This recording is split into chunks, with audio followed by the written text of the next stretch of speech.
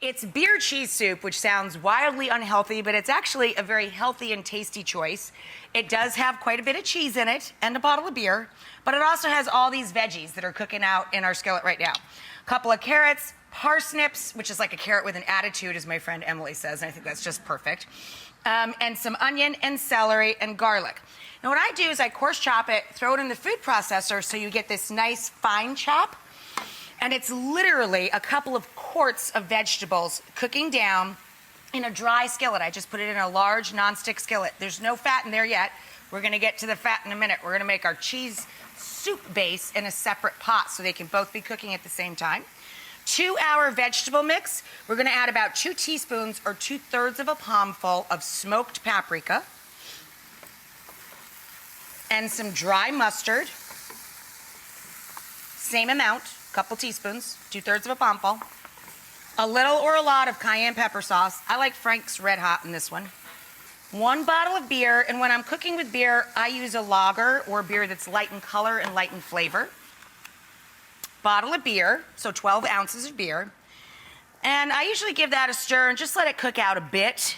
The alcohol starts to evaporate away and the flavor concentrates. And then I add about 3 cups of chicken stock to this pot. Then you want this to come up to a boil and start reducing. Rapidly reduce this down. So in this pan, I'm melting down some butter.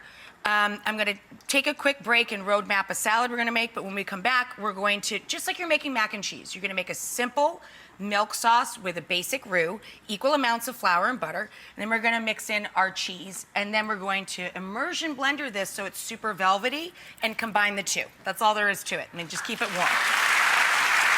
In this pot, I took 4 tablespoons of butter, melted it, whisked in 4 tablespoons of flour. Equal amounts of flour and butter is your base for roux. Roux is the thickening agent. We then added 1 quart of milk, and then to that, 2 sacks, 12 ounces each, of already shredded, store-bought, just 2 pouches of shredded cheddar. You can buy sharp or mild, whichever you prefer.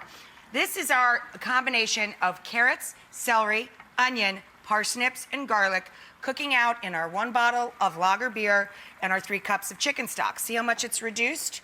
The veggies are all now soft. I take one of these inexpensive, I love them because we don't have to put hot liquids in a blender anymore.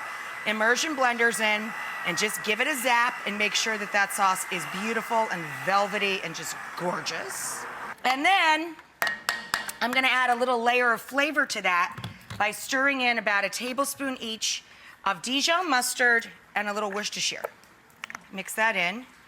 And then we're gonna combine these together. We're gonna take our reduced liquids and our cooked vegetables and just slide them all into one giant pot.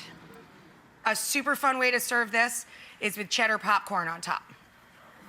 So that's what I've got set up over here. Turn this one off. A pot with a lid, of course. A little bit of oil in the bottom of a pot with a lid. Get it hot over medium to medium-high heat.